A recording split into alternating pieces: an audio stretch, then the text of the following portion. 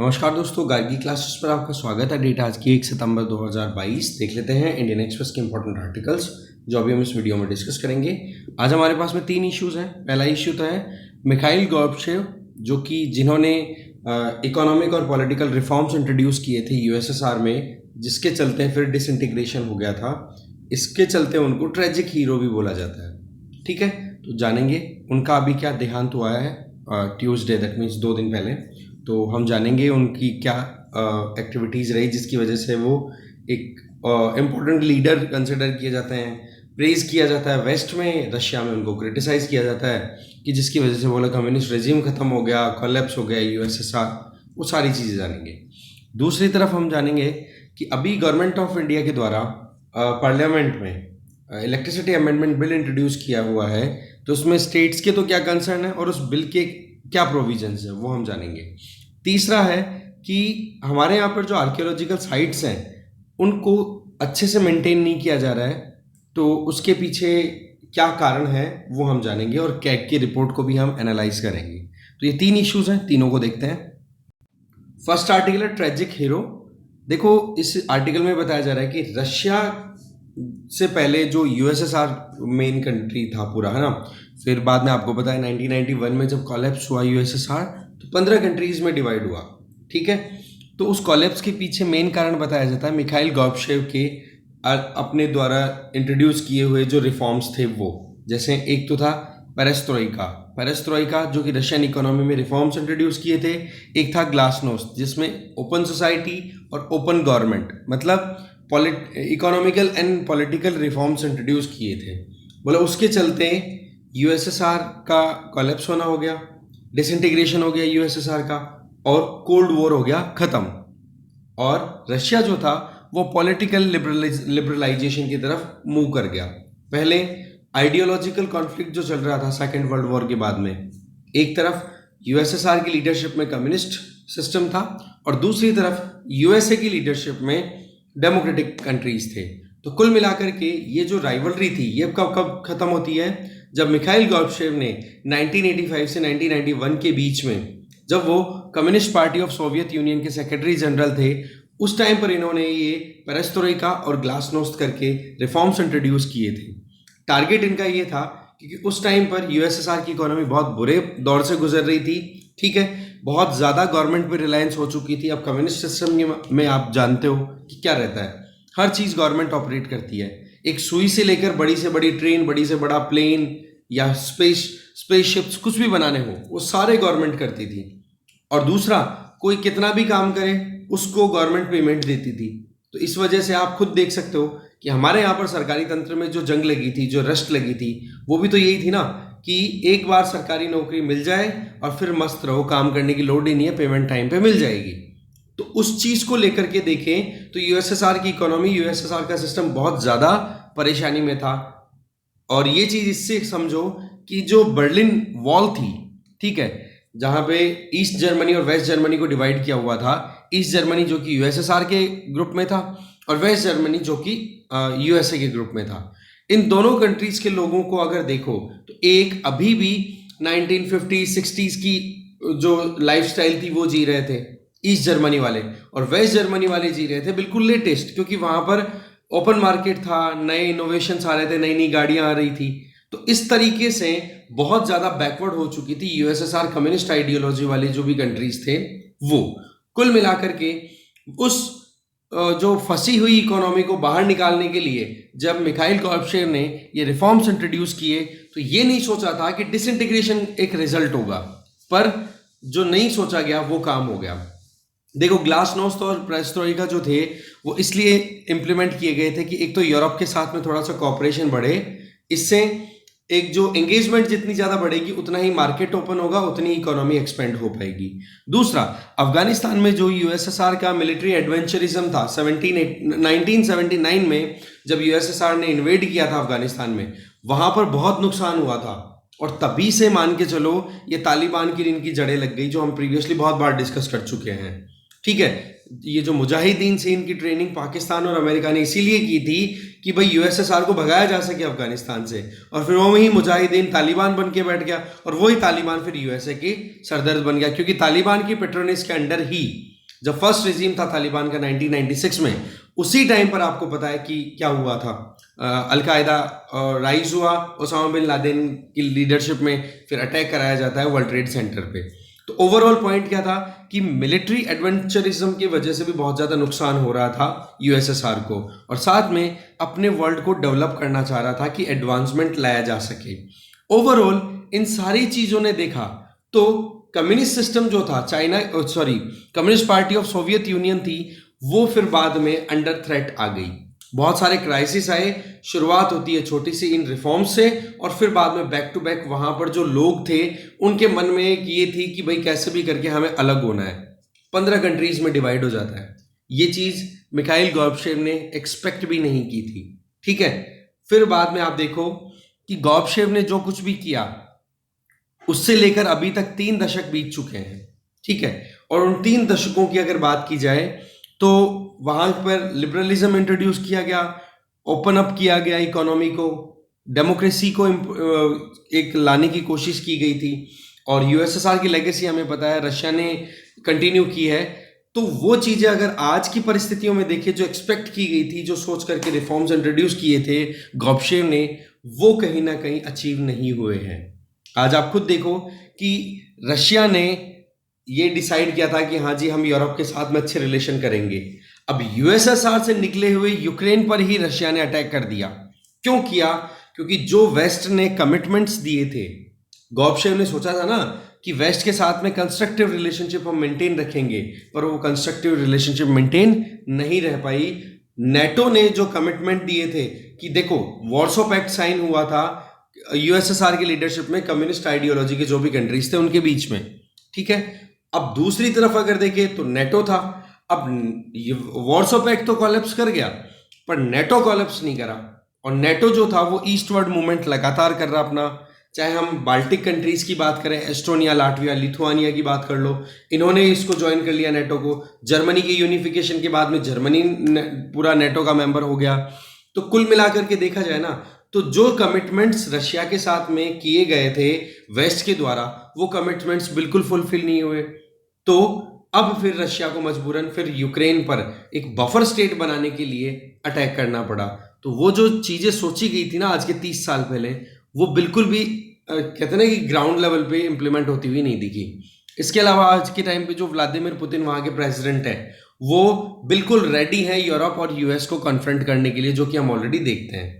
अब सवाल ये आता है कि जब 1991 में 1991 में कोलैप्स हुआ था यूएसएसआर, तो इंडिया में क्या सिनेरियो था? देखो हमारा बहुत अच्छा रिलेशन था उस टाइम पे। जब हमारी प्राइम मिनिस्टर इंदिरा गांधी जी थी, उन्होंने 1971 में आपको पता है कि फ्रेंडशिप ट्रीटी साइन की थी। उसका रिजल्ट ये रहा था कि हमने बांग्लादेश को लिबरेट कराया था, ठीक है। इसके अलावा हमारा जो भी ट्रेड हुआ करता था वो रूबल एंड रुपी एक्सचेंज में हुआ करता था, डॉलर का कोई रोल ही नहीं रहता था। तो इकोनॉमिकली भी हम मोर और लेस रशिया यूएसएसआर के साथ अच्छा खासा कनेक्टेड थे। पर जैसे ही पॉलिटिकल, इकोनॉमिकल, आइडियोलॉजिकल वेरिएशन आए यूएसएसआर में और डिसइंटीग्रेशन हुआ, उसका असर हमारे ऊपर भी पड़ा। कैसे? कि जो चीजें हम लेन देन यूएसएसआर से किया करते थे वो हो गई सारी की सारी डाउन। क्यों? क्योंकि अब यूएसएसआर में भी जो इकोनॉमी थी वो बड़ी साइज की बजाय अब छोटी हो गई। दूसरी तरफ हमारे यहाँ पर भी इकोनॉमिकल क्राइसिस आ गए थे, इसलिए हमें मजबूरन एलपीजी पॉलिसी इंट्रोड्यूस करनी पड़ी। कोई राजी राजी इंट्रोड्यूस नहीं की थी हमने एलपीजी पॉलिसी। वो बात अलग है कि एलपीजी पॉलिसी इंट्रोड्यूस करने के बाद में आज हम प्रोग्रेस ही कर पाए हैं, पर हमने जो एलपीजी पॉलिसी इंट्रोड्यूस की थी वो ब्रेटन वुड्स इंस्टीट्यूशंस के दबाव में आकर के की थी, राइट। तो ऐसी परिस्थितियों में आज आप देखो कि मॉस्को की जो हमारे लिए इंपॉर्टेंस थी वो 1991 से लेकर अभी तक लगातार डिक्लाइन ही कर रही है। दूसरी तरफ रशिया जो है वो चाइना के साथ में अपनी एंगेजमेंट बढ़ा रहा है, क्योंकि चाइना कम्युनिस्ट है। रशिया कम्युनिस्ट आइडियोलॉजी को पहले फॉलो कर चुका है यूएसएसआर जब था। तो कुल मिलाकर के रशिया चाइना एक्सेस तो राइज हो रहा है और वेस्ट के साथ में इनकी रिलेशनशिप लगातार डिक्लाइन कर रही है। तो ये जो परिस्थितियां हैं ये मिखाइल गोर्बाचेव ने सोची नहीं थी, पर यहां तक अभी तक पहुंच चुके हैं। इसके आगे देखें, नेक्स्ट आर्टिकल है they unfollowed the leader. Same content है, वही मिखाइल गोर्बाचेव जिनका अभी 91 ईयर्स की एज में अभी डिमाइस हुआ है, उन्हीं से रिलेटेड ये आर्टिकल है। ठीक है, राइटर एम के भद्र कुमार जी हैं। इनका ये शुरुआत में ये कहना है, हेनरी किसिंजर, ठीक है, यूएसए के डिप्लोमेट, इन्होंने अपनी अपनी एक नई बुक रिलीज की है, लीडरशिप। तो उसमें क्या कहा है कि लीडर जो है वो एक इंटरसेक्शन पे सोच करके डिसीजन लेता है। वो इंटरसेक्शन क्या है? आज हम प्रेजेंट में जी रहे हैं, तो प्रेजेंट किसका इंटरसेक्शन है? पास्ट एंड फ्यूचर का। एक तो ये पॉइंट। दूसरा ये बोल रहे हैं कि एक हम वैल्यूज की बात करते हैं, एक हम बात करते हैं एस्पिरेशंस की। एक तो हम किस चीज की इज्जत करते हैं, क्या चीज हमारी नजरों में इंपॉर्टेंट है, these are those all are values. और दूसरी होती है एस्पिरेशन, कि कहां हम अपने आप को पहुंचाना चाहते हैं। ठीक है, तो ऐसे में ये दो क्रॉस सेक्शंस होते हैं। बोले इन दोनों क्रॉस सेक्शंस में सोच समझ के डिसीजन लेना चाहिए। हिस्ट्री के एक्सपीरियंसेस क्या है, फ्यूचर में कहां पहुंचना चाहते हो, आपकी वैल्यूज क्या है, आप क्या चाहते हो। तो दोनों चीजों में इस तरीके से एक प्रॉपर बैलेंस बने, तभी एक लीडर स्किलफुली काम कर पाता है। बोला इस जगह पर ही जो मिखाइल गोर्बाचेव थे वो कहीं ना कहीं मुश्किलों में पाए गए। जब ये इक्विलिब्रियम सेट करना था, एक साम्य सेट करना था, एक कॉम्बिनेशन सेट करना था इन दो एक्सिस के बीच में, दो इंटरसेक्शंस के बीच में, present and past, past and future and values and aspirations, इन चारों में से दोनों के बीच में जो एक कॉम्बिनेशन सेट करना था, वहां पर मिखाइल गोर्बाचेव कहीं ना कहीं फेल हो गए।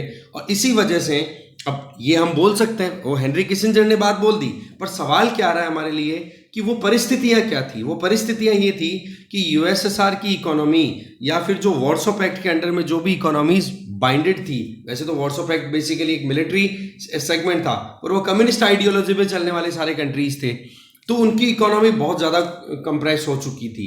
फिर उसके बाद में मिखाइल गोर्बाचेव ने सबसे पहले यूएसएसआर में अपने खुद के यहाँ पे रिफॉर्म्स इंट्रोड्यूस किए, और वो रिफॉर्म्स का नाम हम ऑलरेडी जान चुके हैं। ठीक है, वहाँ की कंट्री की सोसाइटी, कंट्री की इकोनॉमी, इनको रिफॉर्म करने के लिए। अब ऐसे में वेस्ट के साथ में रिलेशनशिप अच्छे करने थे। अब वेस्ट के साथ में अच्छे रिलेशनशिप किए करने के नाम पर जैसे ही ये चीज़ें इंट्रोड्यूस की, तो उसके बाद में वेस्ट ने उसका उठाया फ़ायदा बहुत ही गलत। और रिजल्ट आज ये है कि रशिया, यूएसएसआर का डिसइंटीग्रेशन तो हो गया, उसके बाद में वहाँ की इकोनॉमी आज भी क्राइसिस में गुजर रही है, और रशिया रिवाइवल की तरफ जा रहा है कि कैसे भी करके कोल्ड वॉर पीरियड पे जो हमारी स्ट्रेंथ हुआ करती थी, वो रिकॉग्निशन हमें आज भी मिले। ये आपको बता चुका हूँ ग्लासनोस्ट का मतलब क्या था। ठीक है, इसके अलावा देखो पेरेस्ट्रोइका, ग्लासनोस्ट, ये कॉमन वर्ड्स बन चुके थे गोर्बाचेव के टाइम पे। ठीक है, इसके अलावा देखा जाए तो उन्होंने अपनी तरफ से पूरी कोशिश ये की थी कि एक रिफॉर्म इंट्रोड्यूस हो लाइफ में, कहाँ की, यूएसएसआर की लाइफ में। उसके लिए उन्होंने अपनी तरफ से जो भी सब्सिडी चल रही थी वो बंद करने की बात की गई, क्योंकि सारा गवर्नमेंट के हाथ में था ना, और गवर्नमेंट काम करती है, गवर्नमेंट में इनएफिशिएंसीज बहुत आती है। देखो जब हम मिनिमम की बात करते हैं तब तो गवर्नमेंट बेस्ट है, मिनिमम तो गवर्नमेंट ही अवेलेबल करा सकती है, बट जब हम मैक्सिमम अप्रोच की बात करते हैं वहां पर फिर मार्केट को ही लाना पड़ता है। तो यहां पर बात थी कि मिनिमम जो था उसकी वजह से बहुत ज़्यादा क्राइसिस में थी वहां की इकोनॉमी। ठीक है, प्राइवेट एंटरप्राइजेस को प्रमोट करने की बात कर रहे थे। ठीक है, मिखाइल गोर्बाचेव। इसके अलावा जो प्राइस है वो मार्केट फोर्स पे डिपेंडेंट हो। ठीक है, इसके अलावा करेंसी को इवैल्यूएट करना, मतलब एक कहते हैं ना कि अप्रिशिएट करना चाह रहे थे। तो ये सारी चीज़ें डिमांड कर रही थी भाई पॉलिटिकली और इकोनॉमिकली रिफॉर्म लाने पड़ेंगे। पर 1990 में जो भी चीज़ें उन्होंने इंट्रोड्यूस की थी वो फेल होती हुई दिखाई दी। ना तो वहाँ पर पॉलिटिकली 100% डेमोक्रेसी आ पाई है। आप खुद देखो, व्लादिमीर पुतिन ने ताउम्र प्रेसिडेंट रहने का रेजोल्यूशन पारित करा रखा है, तो क्या डेमोक्रेसी है? नो।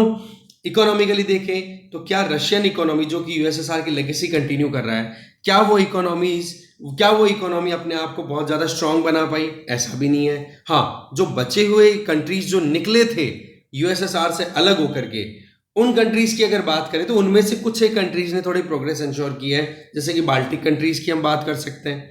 राइट, अब देखो बात ऐसी है कि वेस्ट के साथ में कॉर्डाइल रिलेशन रखने की बात की थी गोर्बाचेव ने, और इसी बात का बहुत गलत यूज उठाया वेस्टर्न कंट्रीज ने। उस टाइम पर यूएसए के प्रेसिडेंट थे रोनाल्ड रीगन। ठीक है, उन्होंने सबसे पहला काम तो क्या किया, अमेरिका की मिलिट्री पे स्पेंडिंग ज्यादा कर दी।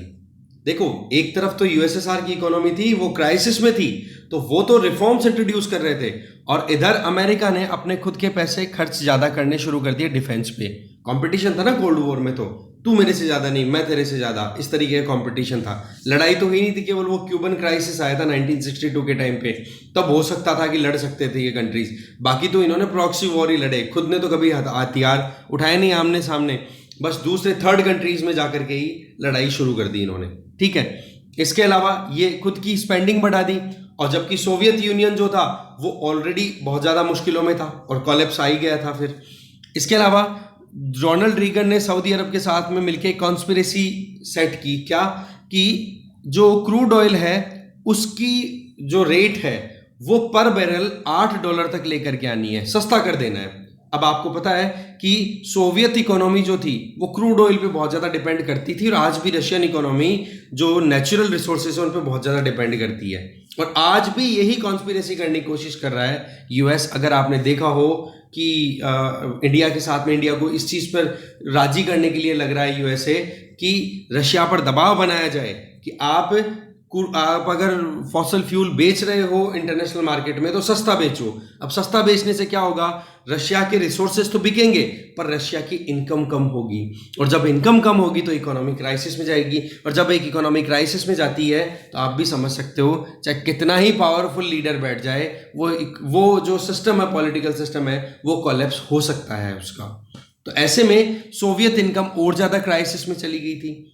इवन आप देखो वॉर्सो पैक्ट तो ऑलरेडी डिसमेंटल हो गया था, बट नेटो आज तक भी चलता आ रहा है। तो ये सारी चीजें क्या है, ये वो सारी चीजें हैं जहां पर मिखाइल गोर्बाचेव पे दबाव भी था, प्रेशर भी था, इकोनॉमी को एक्सपेंड भी करना था, बट एक जो वेस्ट के साथ में एंगेजमेंट थी उसमें वेस्ट के द्वारा की हुई खिलवाड़ भी थी, राइट। इसके अलावा देखा जाए तो जर्मनी की यूनिफिकेशन के लिए गोर्बाचेव ने अपनी तरफ से अलाउ कर दिया था कि हाँ ठीक है, जर्मनी यूनाइट हो जाएगा तो पूरा अच्छे से प्रोग्रेस कर पाएगा।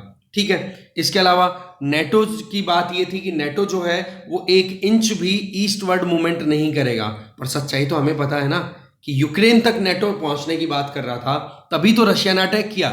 रशिया के अगर कारणों को हम समझें एक बार, तो अगर उनके एंगल से समझे तो यूक्रेन पर अटैक करना उनकी मजबूरी थी, समझ रहे हो। इसको मैं प्रमोट नहीं कर रहा हूं, पर रशिया के एंगल से समझा रहा हूं मैं ये, ठीक है। और अगर आप देखो तो इंडियन गवर्नमेंट का जो स्टैंड है वो भी इसीलिए है न्यूट्रल, कि रशिया के अपने खुद के कंसर्न्स हैं और रशिया के रिलेशनशिप हमारे पूरे बहुत पुराने हैं। तो ऐसी परिस्थितियों में नेटो को भी तो अपने कमिटमेंट्स पूरे करने थे ना। इसके अलावा देखा जाए तो यूएसएसआर के कोलैप्स करने के 2-3 साल बाद में ही नेटो ने इन बाकी कंट्रीज के साथ में एंगेज करना शुरू कर दिया। फिर जब रशिया को ये चीज पता पड़ने लग गई, जब व्लादिमीर पुतिन वहां के प्रेसिडेंट बने थे 1995-94 के लगभग, तब उनको ये चीज समझ में आने लगी कि मामला गड़बड़ है। ठीक है, जो चीज एक्सपेक्ट की गई थी वो चीज एग्जैक्टली हो नहीं रही है। तब आप देखो कि चेचन्या जो कि आप देखोगे ब्लैक सी और कैस्पियन सी के बीच वाला एरिया है, रशिया में लोकेटेड है, और वहां पर मुस्लिम्स डोमिनेटेड एरिया है वो, तो वो सेसेशनिस्ट मूवमेंट चल गया कि हमें तो रशिया से अलग होना है। तो उसको व्लादिमीर पुतिन ने बाई फोर्स प्रेशराइज किया, सप्रेस कर दिया था उसको।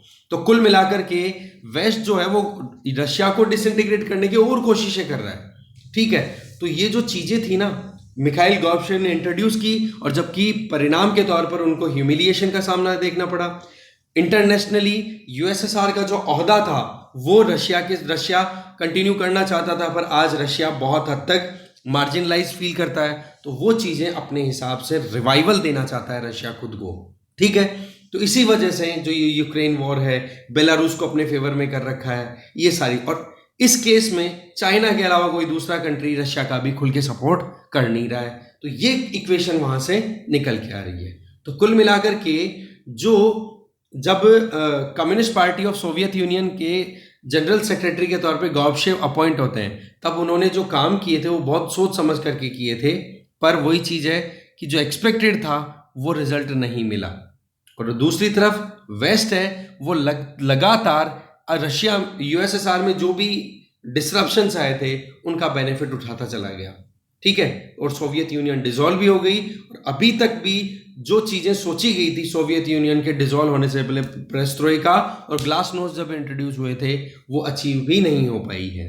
तो इसलिए इनको ट्रेजिक हीरो भी बोला जाता है मिखाइल गोर्बाचेव को। पर वेस्ट जो है वो मिखाइल गोर्बाचेव को प्रमोट करता है कि जी आपने तो कोल्ड वॉर खत्म कर दिया, जबकि जो रशियन लोग हैं वो इस चीज को लेकर के हमेशा खुद को कचोटते रहते हैं कि वो कदम हमने क्यों उठाए। ठीक है, ना तो इकोनॉमी बढ़ पाई, ना डेमोक्रेसी आ पाई, ना कुछ और, उल्टा हम और गर्त में चले गए और जो इंटरनेशनल रेपुटेशन थी वो और खत्म हो गई। ठीक है, आगे चलते हैं। नेक्स्ट आर्टिकल है power and it's discontent. Article को लिखा है सौमित दास गुप्ता जी ने। इनका ये कहना है कि अभी गवर्नमेंट ऑफ इंडिया के द्वारा इलेक्ट्रिसिटी अमेंडमेंट बिल 2022 इंट्रोड्यूस किया गया लोकसभा में, और वो बिल जो है वो पार्लियामेंट्री स्टैंडिंग कमेटी को ट्रांसफर भी कर दिया गया। Parliamentary standing committee for energy को ट्रांसफर कर दिया है। अब देखो इस बिल में जो प्रोविजंस हैं उनको लेकर के स्टेट्स हैं वो बड़े डरे हुए हैं या कंसर्न है कि भाई हमारे डोमेन में सेंटर जो है वो अपने अड़ंगे लगा रहा है, एनक्रोच कर रहा है। तो बोला हमारी जो ज्यूरिसडिक्शन है वो खत्म हो रही है। इसके अलावा स्टेट्स के लिए सबसे बड़ा जो टेंशन वाली बात है वो ये कि एडिशनल डिस्ट्रीब्यूशन लाइसेंसेस इशू किए जा रहे हैं सेंट्रल गवर्नमेंट के द्वारा, जबकि आपको पता है डिस्कॉम्स ऑलरेडी क्राइसिस में चल रहे हैं जो कि स्टेट लेवल पे ऑपरेट करते हैं, और डिस्ट्रीब्यूशन जो है इलेक्ट्रिसिटी का वो करने का काम किसका होता है, डिस्कॉम्स का होता है, जो कि स्टेट लेवल पे ऑपरेट होते हैं। ओके, तो बोलो वो ऑलरेडी क्राइसिस में है, लाइसेंस और देने की बात की जा रही है, तो इसको लेकर के भी स्टेट कंसर्न है। तीसरी चीज ये बताई जा रही है कि लाइसेंस जो दिए जाएंगे उनके लिए जब एप्लीकेशन लगाई जाएगी स्टेट इलेक्ट्रिसिटी रेगुलेटरी कमीशन के पास में, और टाइम पर अगर SERC उन लाइसेंसेस के ऊपर एक्शन नहीं लेती है, इधर यस और नो के फॉर्म में कि हाँ जी लाइसेंस इश्यू किया जाता है, नहीं किया जाता, नए डिस्कॉम्स को प्राइवेट सेक्टर की एंट्री की बात हो रही है कुल मिलाकर के, ठीक है, तो ये मान लिया जाएगा एक स्टिपुलेटेड टाइम में, अगर मान लो state electricity regulatory commission action नहीं लेता है तो वो यूं मान लिया जाएगा कि लाइसेंस इशू हो गया। तो ऐसी परिस्थितियों में पॉइंट क्या निकल के आ रहा है, पॉइंट यहां पर ये निकल के आ रहा है कि स्टेट जो है वो इन सारे पॉइंट्स को लेकर के कंसर्न में है कि एक तो सेंट्रल गवर्नमेंट अपनी खुद की एनक्रोच, अपना खुद का पावर है वो एक्सपेंड कर रही है, दूसरा लाइसेंस ज्यादा इशू करने की बात कर रही है, तीसरा लाइसेंस इशू करने में स्टेट इलेक्ट्रिसिटी रेगुलेटरी कमीशन जो डिसीजन लेना है उसको with in A stipulated time वो अगर नहीं लेगा तो लाइसेंस इशू किया हुआ मान लिया जाएगा। तो ये इसमें प्रोविजंस हैं। अब देखो बात ऐसी है, राइटर जो है उनका ये कहना है कि सेंट्रल गवर्नमेंट के द्वारा अगर इलेक्ट्रिसिटी से रिलेटेड कोई अमेंडमेंट इंट्रोड्यूस किया जाता है तो उसमें कोई प्रॉब्लम नहीं है। क्यों? क्योंकि इलेक्ट्रिसिटी जो है वो कॉन्करेंट लिस्ट का सब्जेक्ट है, जो हमारे कॉन्स्टिट्यूशन के 7th शेड्यूल की 3rd लिस्ट है। ठीक है, दूसरी बात, फिर दूसरा मुद्दा आता है मल्टीपल लाइसेंसेस। ये दूसरा इश्यू है जिसको लेकर के स्टेट्स हैं वो कंसर्न्ड है। ठीक है, उनका ये कहना है, राइटर का ये कहना है कि अगर वाकई में आप ज्यादा लाइसेंसेस देना चाहते हो, डिस्कॉम जो गवर्नमेंट डिस्कॉम्स है उनके अलावा प्राइवेट सेक्टर की एंटिटीज को भी आप एंट्री दिलाना चाहते हो डिस्कॉम्स में, तो आपको 4-5 कमियां हैं उनको थोड़ा करेक्ट करना चाहिए। सबसे पहला AT&C लॉसेस की हम बात करते हैं। ठीक है, accounting related, transmission related, technical related जो भी लॉसेस हैं उनको खत्म करो। दूसरा, क्रॉस सब्सिडीज को हमें रोकना होगा, जिसमें हम एक सेगमेंट ऑफ सोसाइटी या एक सेगमेंट ऑफ कंज्यूमर से तो एक्स्ट्रा चार्जेस लेते हैं और दूसरे सेगमेंट ऑफ कंज्यूमर को सस्ती इलेक्ट्रिसिटी बेचते हैं, तो इसको बोलते हैं क्रॉस सब्सिडाइजेशन, बोले इसको रोकना चाहिए। तीसरा, कंप्लीट मीटरिंग हमें इंश्योर करने की जरूरत है। जब तक एक एक कंज्यूमर के पास में, चाहे वो कमर्शियल हो या फिर डोमेस्टिक हो, किसी भी तरीके का, या फिर गवर्नमेंट का हो, हर जगह पे इलेक्ट्रिसिटी को कंजम्पशन को मेजर करने के लिए प्रॉपर मीटरिंग इंस्टॉल होनी जरूरी है। तब जाकर के आपके पास में पूरा सेटअप तैयार होगा, फिर आप मल्टीपल लाइसेंसेस पे जाओ। तो राइटर भी बोल रहे हैं कि पहले जो लूप होल्स हैं उनको करेक्ट करो, फिर मल्टीपल लाइसेंसेस की तरफ स्विच करो, और ये कंसर्न स्टेट्स का भी है। इसके अलावा एक कंसर्न स्टेट्स का ये आ रहा है कि जो लाइसेंस इशू करने की बात आ रही है वो ये कि अभी तक तो central electricity regulatory commission SERC है जिस पर स्टेट गवर्नमेंट की पकड़ होती है। तो स्टेट गवर्नमेंट और SERC दोनों मिलकर के डिसाइड करते हैं कि हाँ जी हमें लाइसेंस किसको इशू करना है। पर अब की बार इस बिल में क्या प्रोविजन किया गया है कि सेंट्रल इलेक्ट्रिसिटी रेगुलेटरी कमीशन जो है ना वो इशू करेगी लाइसेंस, ना कि SERC।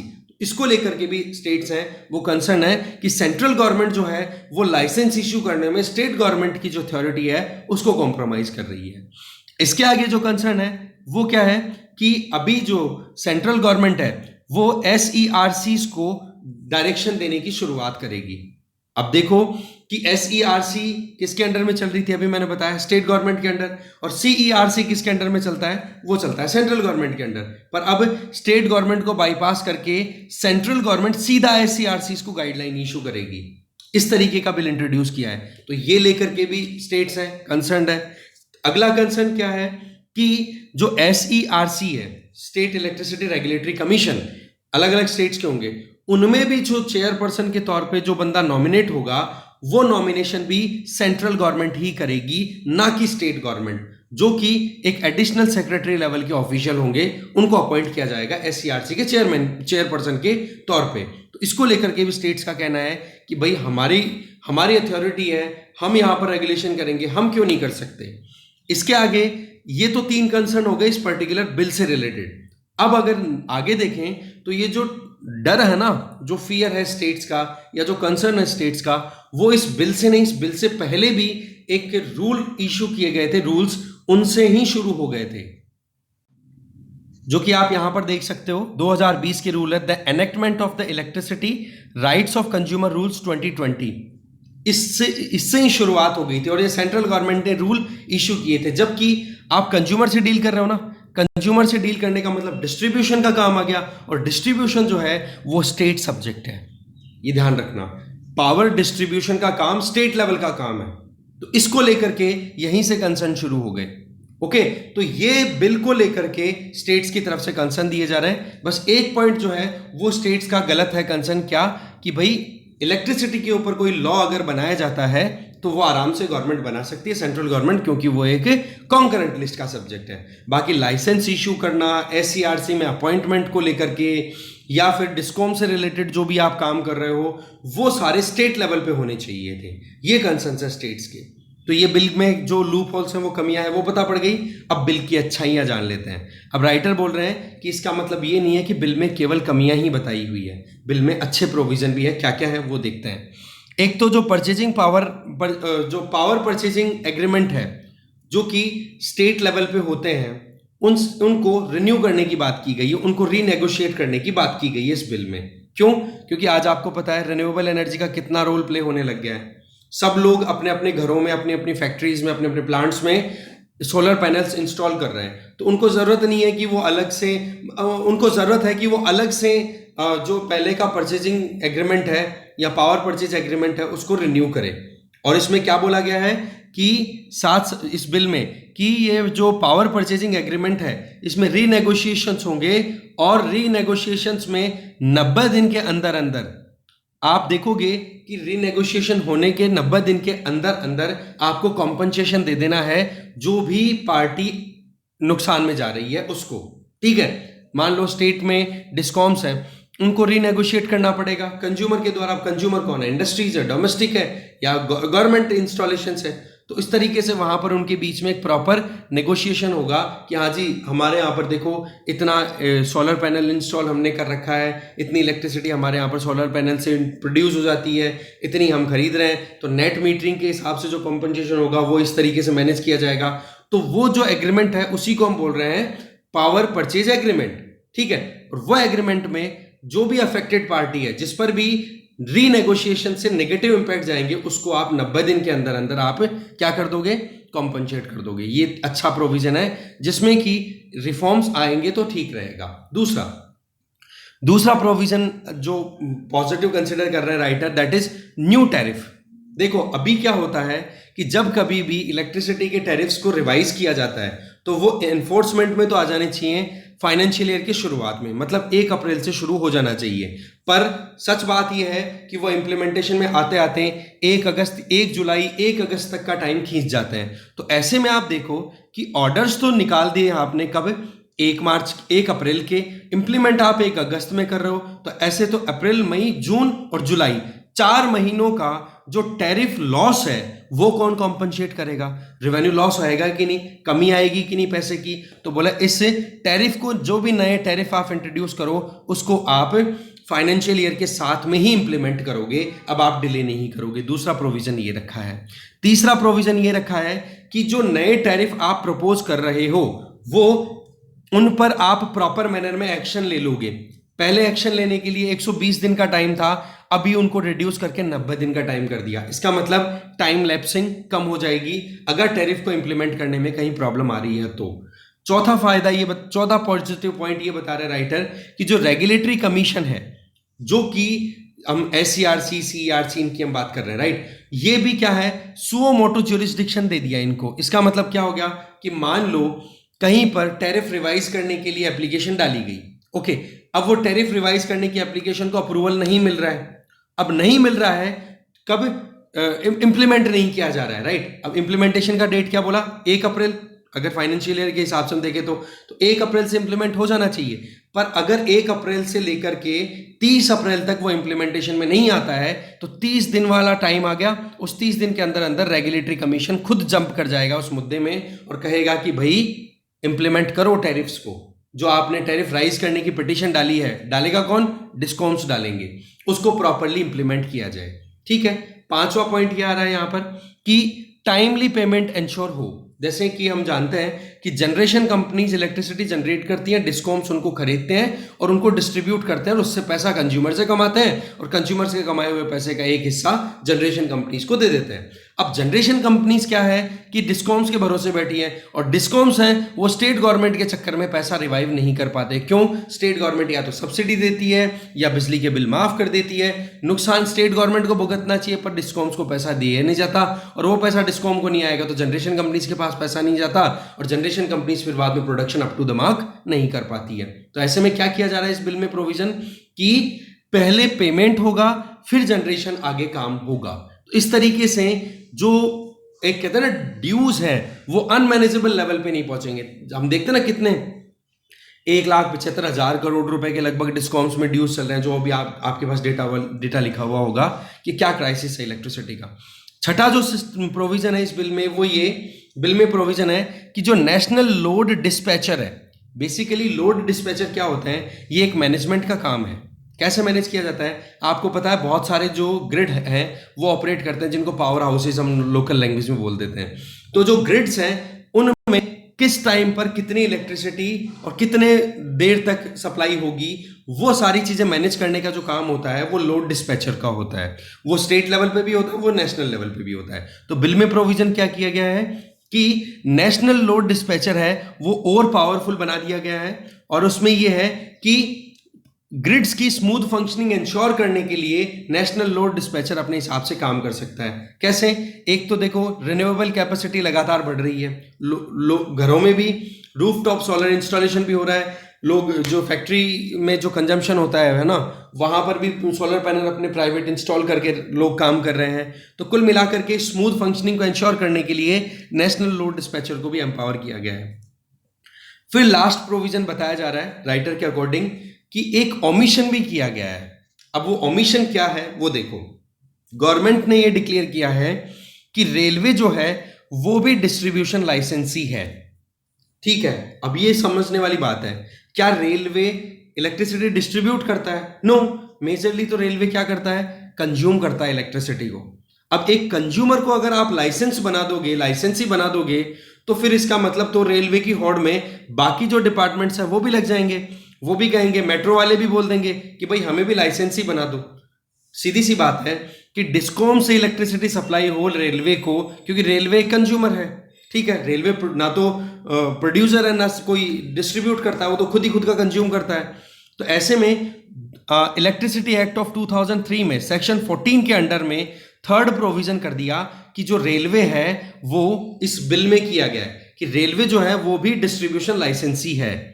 अब इसमें क्या हो जाएगा कि मुश्किलें ये आ जाएंगी कि आप डिस्कॉम जो डिस्ट्रीब्यूशन का काम करती हैं, डिस्ट्रीब्यूशन कंपनीज है वो, और एक कंज्यूमर जो लार्ज स्केल पे कंज्यूम करते हैं, उनमें आपने कोई गैप नहीं रखा। ये करेक्शन करना जरूरी है, नहीं तो फिर भेड़चाल लग जाएगी सेम चीज़ फिर डिमांड करने लग जाएंगे मेट्रो या फिर जो पोर्ट्स हैं वो भी कि हाँ भाई हमें भी लाइसेंसी का नाम दे दो, जिससे कि हम हमारी जो इलेक्ट्रिसिटी कंजम्पशन है वो हम सीधा जनरेशन कंपनी से खरीद ले, डिस्कॉम बीच में कोई इंटरफेरेंस ना करे। तो बोले इसको थोड़ा करेक्ट करना ज़रूरी है टाइम रहते रहते ही, नहीं तो फिर ये भेड़ चाल चला देगा और फिर बाद में जनरेशन कंपनी से ही सीधा बिजली खरीदनी शुरू कर देंगे ये कंज्यूमिंग जो भी लार्ज प्लेटफॉर्म्स हैं, रेलवे, मेट्रो, पोर्ट्स, ये सारे। तो ऐसे में स्टेट के कंसर्न्स क्या थे, बिल के प्रोविजन में क्या पॉजिटिविटीज हैं, सही कदम क्या उठाए हैं, और क्या यहाँ पर प्रोविजन ये रेलवे से रिलेटेड है जिसको करेक्ट करने की जरूरत है।